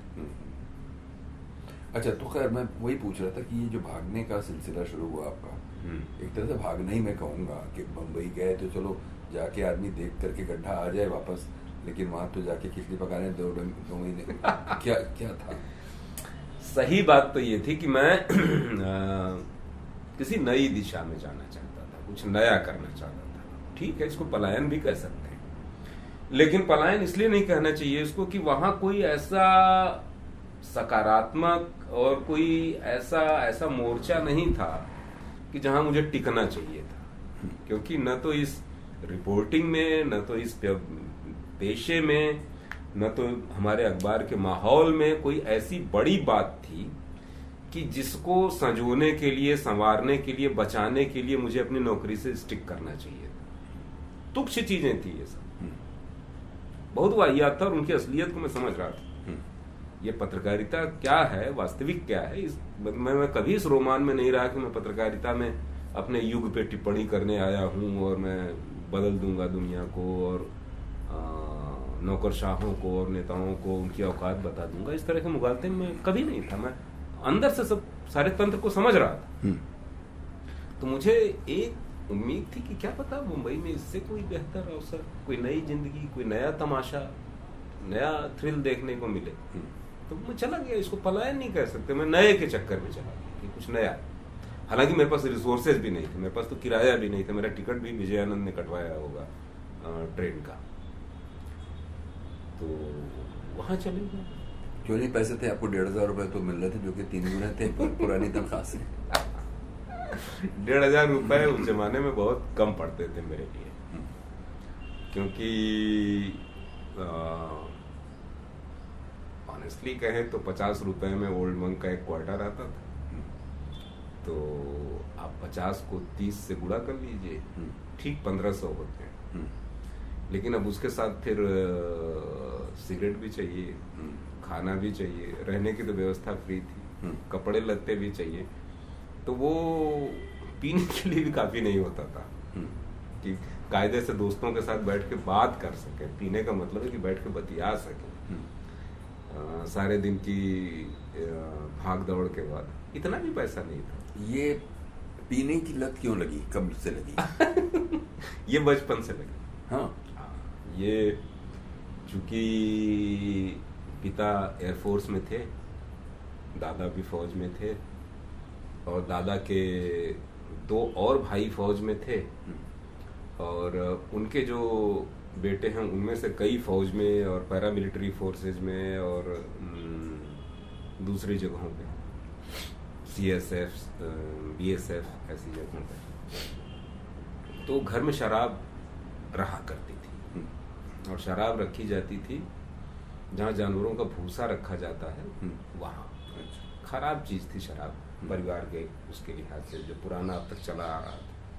तो भूसे में रखी रहती थी। तो कभी कोई बहुत खास मेहमान आ जाए तो उसको पिलाई जाती थी। और मेरे एक बाबा जो है, जो मेरे अपने बाबा से ठीक बड़े वाले बाबा थे, कैप्टन राम स्वरूप। ये बात आप कहाँ की कर रहे हैं? ददिहाल की बात कर रहा हूँ अपने। ददियाल का क्या नाम था जगह का? दौलतपुर। दौलतपुर। और वो ननिहाल से 3 किलोमीटर की दूरी पे है, बीच में गांगी नदी बहती। तो मैं देखता था कि जब कोई आता है तो लोग भूसे में से निकालते हैं और पी जाती है। तो मैं देखता था कि अभी पीने से पहले कितना गंभीर मुर्दा चेहरा बनाए हुए बैठे हुए थे मेरे अभी दादा, और जरा सी अंदर गई नहीं कि एकदम चमक उठे हैं और एकदम बातों के छल्ले बातों से निकल रहे हैं, पूरी दुनिया ही बदल गई। अब वो तो कभी कभी अपने दोस्तों के साथ अंग्रेजों की तरह डांस करते थे। हाँ, वो शौकीन आदमी थे। तो वो उनसे कहते थे कि जैसे तुम मेम बन जाओ तो तुम्हें ऐसे मूव करना पड़ेगा। और मैं तो साहब हुई, तो हैट वैट लगा के और अपना डांस करते थे, तो मुझे लगता था कि इतने जीवंत हो जाते हैं इसको पीते। तो कभी कभी मुझे भी ये जिम्मा दे दिया जाता था कि एक थाली में 2 गिलास सब्जी, कुछ चना चबेना रख के कि ले जाओ दे। मैं अपना धीमे से चौखट से निकलते समय पी लेता था उसमें से, उतना ही मेरे लिए बहुत हुआ करता था। कितनी उम्र में? 9वीं 10वीं में। लेकिन 11वीं तक आते आते जब मैं बहुत डिप्रेस होता था या बहुत दुखी होता था, तो अपना सीधे अपना बोतल खोलता था, एक गिलास में डालता था और करीब 1-1.5 इंच जब हो जाता था तो उसको पी जाता था, और फिर अकेले अपना खेत में घूमता रहता था। बहुत अच्छा लगता था, बहुत राहत देने वाला और बहुत फ्लाइट देने वाला। तो वो सिलसिला जो शुरू हुआ बचपन में, वो फिर कभी खत्म नहीं खत्म हुआ। वो हमेशा चलता है, यहाँ तक कि मैं बीएससी करने के लिए जब आ रहा था तो एक बक्सा मुझे दिया गया कि इसमें तुम अपना सब सामान वामान रख के ले जाओ, अपना बिस्तर और कपड़े जो भी थोड़ी बहुत किताबें। तो मैंने चोरी से उसमें एक रम की बोतल ले रखी। अच्छा। तो मेरी माँ ने देखा, कहा कि ये क्या कर रहे हो, तुम वहाँ पढ़ाई करने जा रहे हो कि क्या? मैंने कहा तुम जानती ही हो, जरूरी ले जाओ। उसने कहा कि ले जाओ लेकिन ज्यादा मत पीना, ऐसा मत करना कि यही पीने लगो और पढ़ाई लिखाई छूट जाए। मैंने कहा नहीं ऐसा नहीं करूँगा, जब बहुत मुझे दिक्कत होगी तो मैं पी लिया करूँगा। तो वादा निभाया क्या? हाँ निभाया। हालांकि पी के बहक भी जाते थे, लेकिन हाँ कम ही पीते। अच्छा। तो यूपी कॉलेज में भी पीते रहे? यूपी कॉलेज में, नैनी में भी पीते रहे? हाँ। फिर गाजीपुर में भी पीते रहे? हाँ। और फिर आती कहाँ से थी? फिर खुद खरीदते थे? फिर बाद में खरीदने लगे अपनी पढ़ाई के पैसों से? जहां से भी पैसे मिले, घर के ही पैसों से पहले तो खरीदते थे। जो घर से पैसे मिलते थे तो बाकी बहुबल के कम पड़ जाता था, उनसे विधायक जी से लेना पड़ता था और भी लोगों से लेना पड़ता था। और हाँ, उसी समय पढ़ने वढ़ने की भी शुरुआत हो रही थी, तो व्यवस्थित तरीके से किताबें तो हमें खरीदने के लिए भी पैसा चाहिए था और नहीं हो पाता था। और कभी उसकी चिंता भी नहीं थी, काम चल जाता था। पैसा देने वाले इतने लोग थे कि मैं क्या कहूँ, शायद सोसाइटी से वो बात अब खत्म हो गई है। पहले क्या होता था कि जरा सा भी आपका पॉलिटिकल अफिलिएशन है तो खासतौर से सोशलिस्टों और कम्युनिस्टों में तो ये परंपरा जैसी चीज थी कि अगर उनके साथ का कोई उसके पास पैसे नहीं है तो उसके जेब में पैसे डाल दिया करते थे, किराया दे दिया करते थे, खाना खिला दिया करते थे, चाय वाय पिलाना तो बहुत मामूली बात थी। हाँ। तो मेरे ऐसे बहुत दोस्त रहे कि जो पैसा इसलिए नहीं देते थे कि मैं उन्हें वापस करूंगा, बस दे देते थे, और मेरे पास भी होते थे तो मैं भी दे दिया करता। तो वो वाला संबंध मैंने बहुत जिया और इससे मेरा बहुत काम चला। तो इस तरह से बम्बई में जो आपके 2 महीने गुजरे और वो मेयर साहब थे, उनका जो सपना था अखबार निकालने का, उसका क्या हुआ? मुझे याद है कि मैंने कहा कि ठीक है मैं आ गया हूँ, अब अखबार निकालते हैं। तो उनका अखबार का टाइटल था बरसात। अच्छा, जो रजिस्टर्ड था पहले से। हाँ, बरसात और उसके ऊपर भी कुछ छोटा छोटा था वो जो मैं भूल गया। क्या पता बरसात किसी और अखबार का टाइटल रहा और उसे अलग करने के लिए कुछ लिखा गया हो, आज की बरसात या मुंबई की बरसात, कुछ इस तरह। तो उन्होंने कहा कि आप ऐसा करें कि पहले जो हमारा टारगेट ग्रुप है उत्तर भारतीय, जो मुंबई में आकर के ऑटो चला रहे हैं, दूध बेच रहे हैं, फूल बेच रहे हैं, सींगदाना बेच रहे हैं, या छोटी मोटी नौकरियां यहाँ की फैक्ट्रियों में कर रहे हैं, उससे मिल लीजिए। तो उनके छोटे बड़े फेडरेशन जैसे स्ट्रक्चर थे जो सांस्कृतिक कार्यक्रम करते थे और होली दिवाली जैसे करते थे। तो उनसे मैं मिलके एक सर्वे जैसा किया मैंने कि यहाँ किस तरह का अखबार चाहिए, उसमें हमको क्या छापना चाहिए, क्या उस अखबार की भाषा भोजपुरी होनी चाहिए या हिंदी होनी चाहिए, या ये मुंबईया हिंदी होनी चाहिए, आयला गैला होना चाहिए। तो वो सब मैंने काम किया करीब 15-20 दिन। मेयर साहब ने अपने लड़के को लगा दिया था। और रह कहाँ रहे थे? मेयर हाउस में। अच्छा। मेयर आप हाउस, दोनों लोग? हाँ, हम दोनों लोग रह रहे थे मेयर हाउस में, बिल्कुल समुद्र के किनारे। शिवाजी पार्क है, उसके सामने मेयर हाउस है और उसके बाद समुद्र है। मतलब अपने कमरे की खिड़की से हम लोग समुद्र के किनारे रात में चलने वाली सारी गतिविधियां देख सकते थे कि वहाँ वेश्याएं, हिजड़े और मालिशिए, सारा कारोबार अपने कमरे से ही बैठे बैठे वहाँ देख सकते थे। बहुत सुंदर जगह है वो गेस्ट हाउस, शायद अभी भी होगा। तो लेकिन ये हुआ कि जब अखबार निकालने की बात आई तो ये हुआ कि मैंने कहा कि संपादक के तौर पे तो मेरा नाम आप भेज दीजिए, रजिस्ट्रेशन के लिए निकालना है। तो उन्होंने कहा नहीं नहीं, संपादक आप कैसे होंगे, संपादक तो मैं रहूँगा, मेरा अखबार, और आपका अनुभव कम है, आगे देखा जाएगा। मैंने कहा ये सब कोई बात नहीं, मैं संपादक ही बनने के लिए आया हूँ, वरना मैं काम तो वहाँ एक अखबार में वहाँ कर ही रहा था, क्या दिक्कत है। और आपसे बहुत बड़ा अखबार था वो जहाँ मैं काम कर रहा था, दैनिक जागरण। तो इस पर बात टूट गई। उन्होंने कहा नहीं, ये जीत नहीं चल सकती कि आप अचानक आए और संपादक बन जाए। मैंने कहा नहीं, मैं यही बनने के लिए आया हूँ। तो वो बात खत्म हो गई। तो फिर मैंने कहा कि हम थोड़ा आगे जा रहे हैं, कर्नाटक की तरफ जा रहे हैं। अच्छा, वहाँ जाते हैं, देखते हैं। क्यों कर्नाटक? क्यों कर्नाटक? इसलिए कि कई रिश्तेदारों के लड़के वहाँ इंजीनियरिंग की पढ़ाई कर रहे थे प्राइवेट कॉलेजों में, तो उनके पास जा करके रुका जा सकता था और घूमा जा सकता था। होटल नहीं लेना पड़ता, कोई लॉज नहीं लेना पड़ता। तो उसका आर्थिक कारण था, पैसे नहीं खर्च होंगे घूमने में। तो हम लोग चले गए उधर।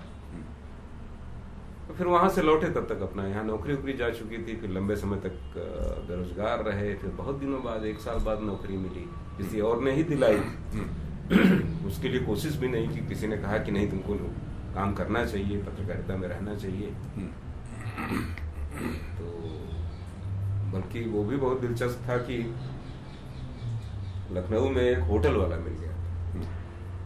उसने कहा कि आप दो लोग थे, मैं और शाश्वत। बाद में जो शाश्वत मेरे साथ नॉर्थ ईस्ट भी गया यात्रा पे, और हम दोनों को एक महिला ने, जो जुवेनाइल जज थी हरिद्वार में, अपना घर दे दिया था रहने के लिए मुफ्त। लखनऊ में कि हम लोग रहे, ऐसे ही घर की देखभाल हो जाएगी, क्योंकि कोई देखभाल करने वाला नहीं। और वहाँ एक रिक्शे वाला हम लोगों से पहले रहता था, उसको भी उन्होंने बसा रखा था। वो चरस पीने का शौकीन। तो अब हम लोगों के रहने का तो इंतजाम हो गया था, लेकिन खाएंगे क्या? तो एक होटल वाला मिला, वो सुल्तानपुर के रहने वाले कोई पंडित जी था। तो उसने कहा कि आप लोगों के पास जब कभी पैसा हो तो दे दीजिएगा, खाते रहिए। नया नया स्टार्टअप था, तो ये हुआ कि आप 2 परमानेंट कस्टमर हमारे हो जाइए। तो हम लोग उसके यहाँ खाना खाते थे, और जो रिक्शे वाला था उसके रिक्शे पे बैठ के शहर में अपना ठाट से घूमते थे। तो ऐसा कभी लगता नहीं था कि हम लोग बेरोजगार हैं। लोग बल्कि सोचते थे, दोस्त मित्र, की कहाँ से सबके पास इतना पैसा आता है कि रईसों की तरह सिर्फ रिक्शे पे ही घूमते रहते हैं ये दोनों। न नौकरी न चाकरी, कुछ नहीं है, और ठाट बहुत बड़े बड़े हैं। तो उसी होटल के रजिस्टर में एक दिन लिखा हुआ मिला कि अमर उजाला में वैकेंसी है, अप्लाई कर दो। मेरठ संपादक के नाम अप्लाई कर दो। उसमें फोन नंबर वगैरह सब लिखा हुआ था। एक हरीश मिश्रा थे, सीनियर थे दैनिक जागरण में, लेकिन हाँ सहृदय थे और बड़े भाई जैसे थे। तो उससे हम लोगों ने अप्लाई कर दिया। फिर मेरठ पहुंच गए, वहां जाकर के रिपोर्टर हो गए। किस साल की बात? ये 93 की बात है। अच्छा, इस बीच जब ये हुआ बाबरी मस्जिद डिमोलिशन, हाँ, उस वक्त क्या कर रहे थे? उस वक्त मैं कवर कर रहा था उसको दैनिक जागरण की तरफ से। क्योंकि दैनिक जागरण की नौकरी छूट चुकी थी? नहीं, लेकिन मैं बाद में छूटी है वो, दिसंबर में मैंने कवर किया है। हाँ, दैनिक जागरण के भीतर एक जो डिस्कम्फर्ट था वो बाबरी मस्जिद से जुड़ा हुआ है। वो ये है कि बाबरी मस्जिद कवर करने के लिए 2 लोगों को भेजा गया, 3 लोगों को, और तीनों नए लोग थे। जो ब्यूरो के उनके स्थापित रिपोर्टर थे उनको नहीं भेजा गया। शायद इसलिए नहीं भेजा गया कि मतलब संपादक जो थे वो बताना चाहते थे कि मैं नए लोगों से भी यही काम करा सकता हूँ, तुम लोगों में कोई सुर्खाब के पर नहीं लगे हुए हैं, कुछ इस तरह की सोच के थे। यही शुक्ला जी। और उस समय एक और एडिटर आ गए थे जो इंडियन एक्सप्रेस के यूपी करेस्पॉन्डेंट हुआ करते थे, संत त्रिपाठी, एसके त्रिपाठी, अच्छे पत्रकार थे। तो उन्होंने डिसाइड किया कि बिल्कुल नए लोगों को भेजते हैं। तो उन्होंने मुझे भेजा, राघवेंद्र दुबे को भेजा और दिनेश मिश्रा एक लड़का था उसको भेजा। और मैं तो खैर अभी ट्रेनी ही था और दिनेश मिश्रा भी ट्रेनी था और राघवेंद्र दुबे प्रोबेशन पे थे।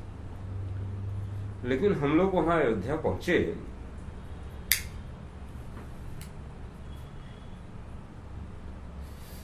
एक बड़ी अजीब बात हुई कि वहां से जो हम रिपोर्टें भेजते थे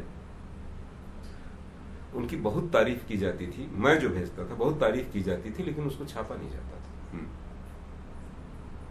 उसके बजाय एजेंसी की कॉपीज या काल्पनिक कॉपीज, जैसे मैं रिपोर्ट भेज रहा हूं कि कार सेवक अशोक सिंघल से झगड़ा कर रहे हैं, तुम लोग मंदिर नहीं बनाओगे, हर बार झूठ बोलते हो, हमारा चंदा दे दो, हमारी ईंटें दे दो, हम वापस जा रहे हैं। और वहां छपता था कि मंदिर का अबाध निर्माण शीघ्र ही प्रारंभ होगा अनिल यादव बाईलाइन से। मैंने वो खबर नहीं लिखी होती, लेकिन मेरे नाम से छपती थी। मैंने एतराज किया, संपादक आए अयोध्या, जब आए तो मैंने कहा कि ये क्या हो रहा है, इस तरह की तो कोई बात नहीं है, मैं तो जो रिपोर्ट भेज रहा हूं आप लोग उसको स्पाइक कर देते हैं और कुछ और छप रहा है। तो उन्होंने कहा कि अरे सबसे बड़ा अखबार है और तुम्हारा नाम रोज फ्रंट पेज पे जा रहा है और तुम्हें फिर भी दिक्कत है। मैंने कहा हाँ बिल्कुल दिक्कत है, उस नाम के साथ जा क्या रहा है। तो वो नहीं माने। तो इसको भी लेकर के डिस्कम्फर्ट था। और मैं जो जिसे आप पलायन कह रहे हैं उसके पीछे एक ये भी कारण था कि निहायत फर्जी खबरें मेरे नाम से चलाई जा रही।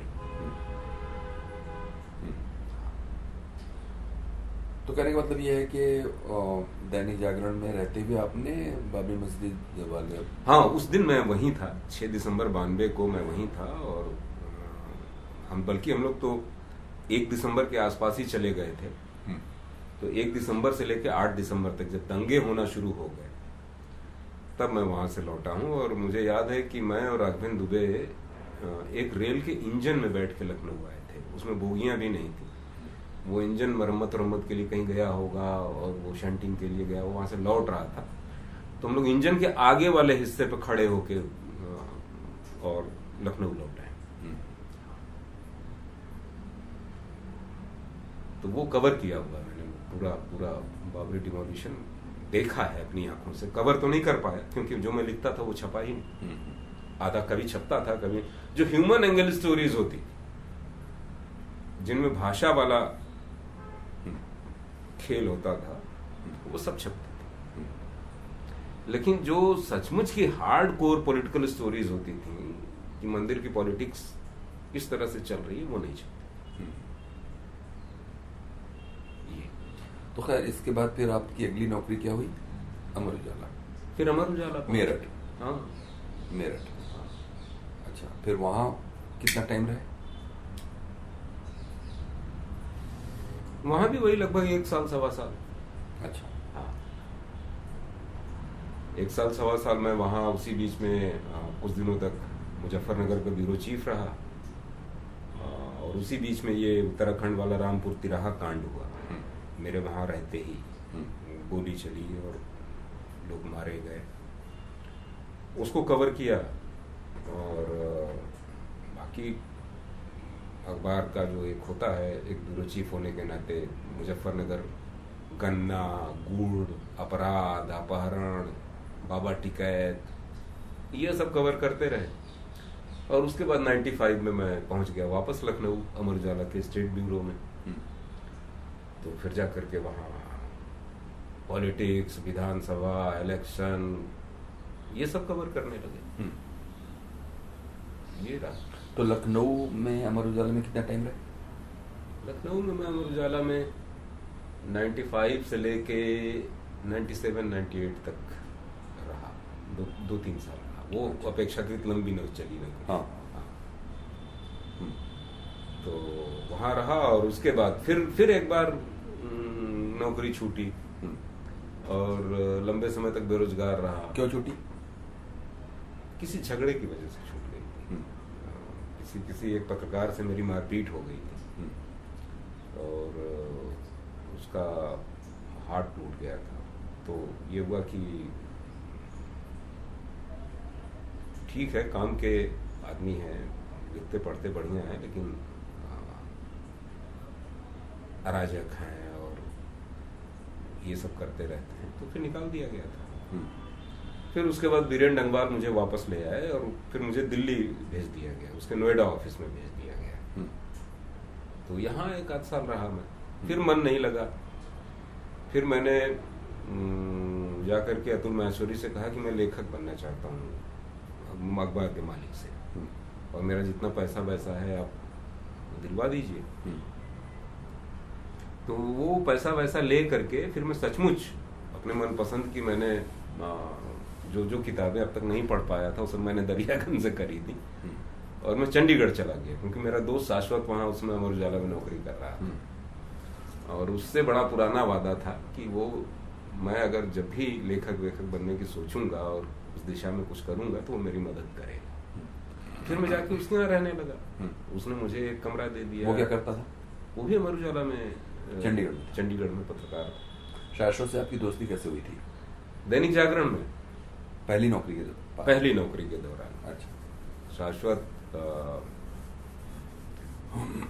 यूपीएससी की तैयारी वैयारी में विफल हो चुके थे, शायद 2 बार इंटरव्यू तक पहुंचे थे और बहुत निराश थे, और उसी बीच में जागरण में नौकरी करने चले आए। वो उनकी पढ़ाई लिखाई बढ़िया थी तो वो एक इंटरनेशनल कॉलम लिखने लगे। तो उसी समय मैं भी पहुंचा था।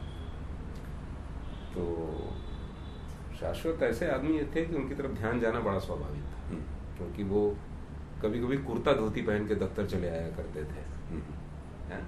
और इतिहास का बहुत बढ़िया एक सेंस था, काफी ज्ञान था इतिहास का। तो मैंने कहा कि मैं ये क्यों नहीं कॉलम लिख सकता हूँ, इंटरनेशनल कॉलम। उसके लिखे से हम असंतुष्ट रहते थे। मैंने कहा कि ये तो मैं भी लिख सकता हूँ। ये हुआ कि ठीक है, तुम भी लिखो। तो वो कॉलम फिर 2 टुकड़ों में बट गया। एक हफ्ते मैं लिखता था, एक हफ्ते वो लिखता था। तो इस तरह से वहां से फिर एक दोस्ती शुरू हो गई हम दोनों के बीच में। फिर हम लोग साथ में रहने भी लगे। ये हुआ कि जब बेरोजगार हुए तो उस महिला ने शाश्वत के ही अप्रोच से, बल्कि उसकी बहन की सहेली थी जिस महिला ने मकान हम लोगों को दिया था। फिर उसके बाद लंबा एसोसिएशन रहा उससे। और फिर उसके बाद चंडीगढ़ और चंडीगढ़ में ही मैंने उसको कन्विंस करना शुरू किया कि ये पत्रकारिता वगैरह बहुत बेकार की चीज है, हम लोग अपना जीवन बर्बाद कर रहे हैं यहाँ पे।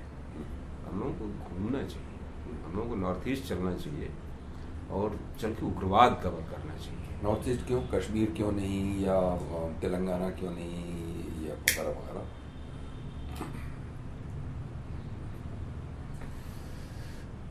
नॉर्थ ईस्ट इसलिए कि बड़ा मिस्टीरियस लगता था नॉर्थ ईस्ट। एक तो मेरे फादर पोस्टेड थे नॉर्थ ईस्ट में, डिब्रूगढ़। तो वो बचपन में मुझे याद है कि एक बार वहां से तामुल के पेड़ ले आए थे, जिसको हम लोगों ने अपने हाथे में आंगन में लगाया था। सूख गए, नहीं।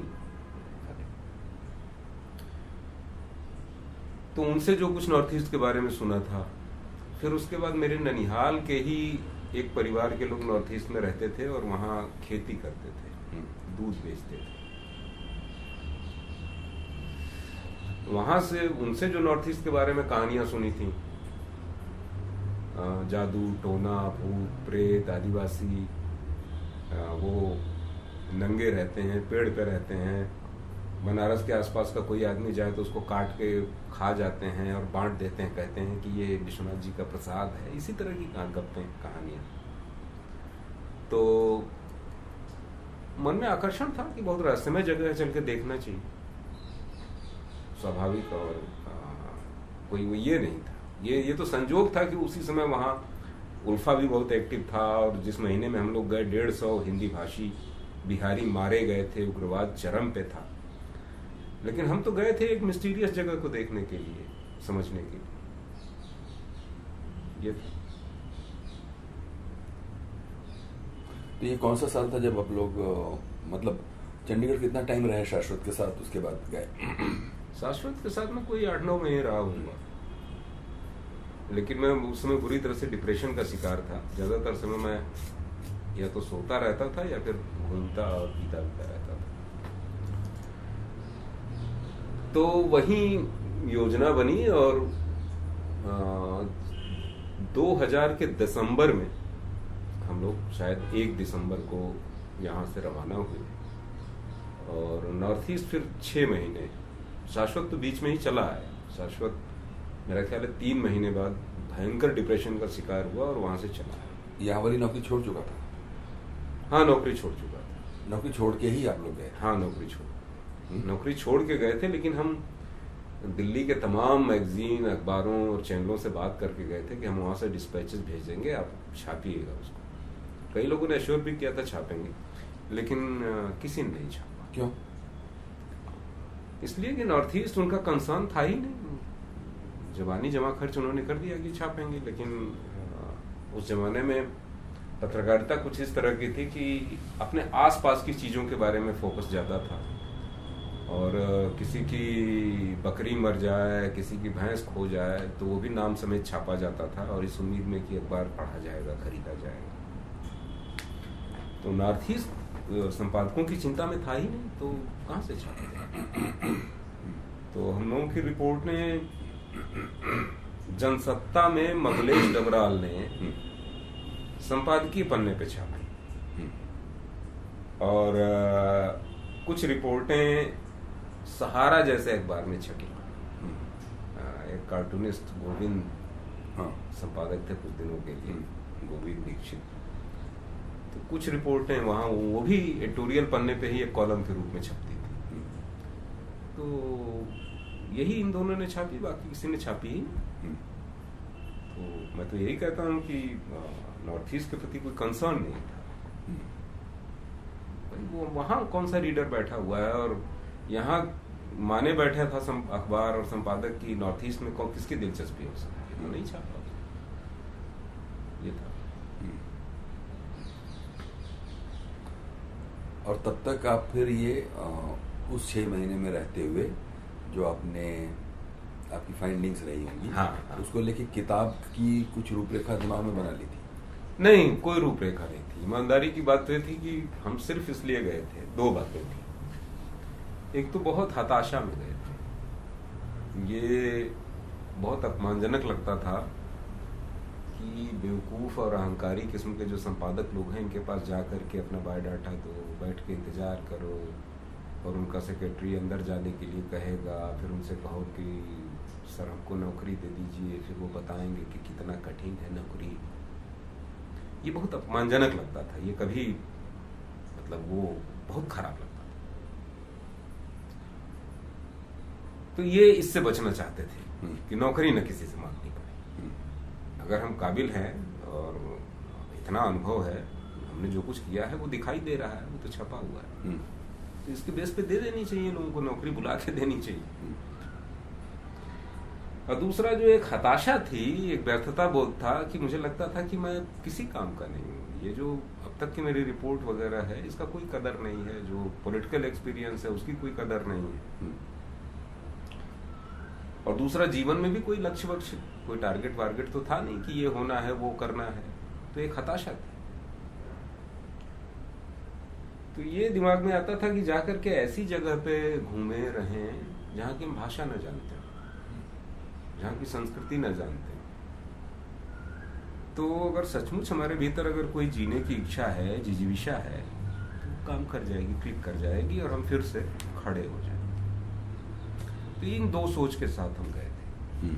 एक तो नॉर्थ ईस्ट से जाके जो डिस्पैचेज भेजेंगे वो बड़े अनोखे होंगे और हम छा जाएंगे मीडिया में। और दूसरा ये कि जो हमारी व्यक्तिगत दिक्कतें थी हम उससे उभर जाएंगे, सर्वाइवल ऑफ द फिटेस्ट जैसा कुछ घटित होगा। तो ये दोनों काम हुए और कुछ छपी रिपोर्ट में, और किताब लिखने का कोई इरादा कभी था।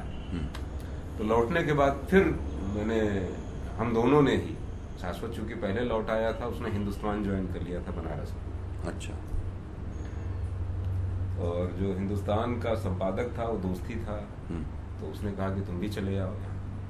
तो 6 महीने बाद मैं भी चला आया। तो फिर नौकरी वोकरी करने लगे, भूल गए कि कभी हम लोग नॉर्थ ईस्ट भी गए थे।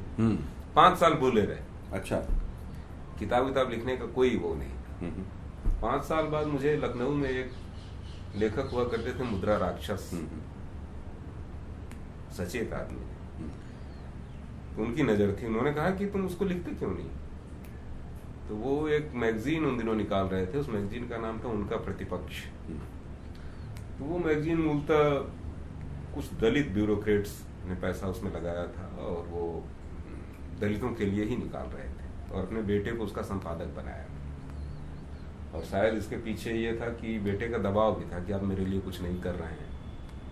लेकिन बेटा, उसमें कोई जर्नलिस्टिक नैक था नहीं, तो वो बहुत लापरवाही से छपती। तो उन्होंने कहा कि तुम इसके लिए लिखो। तो उसके लिए मैंने 5 एपिसोड लिख के उनको दिए।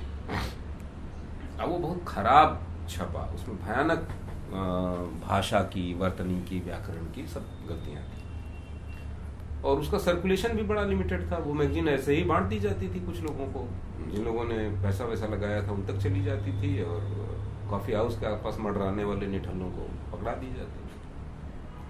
किसी ने नोटिस नहीं लिया। तो ये हुआ कि मुझे फिर वही हीनता, फिर लगने लगा कि मेरे लिखे में कोई बात नहीं, कुछ और होता है जो क्लिक करता है, लोग उसको पढ़ते हैं, सराहते हैं, उसका मतलब निकालते हैं, ये इसमें कुछ नहीं।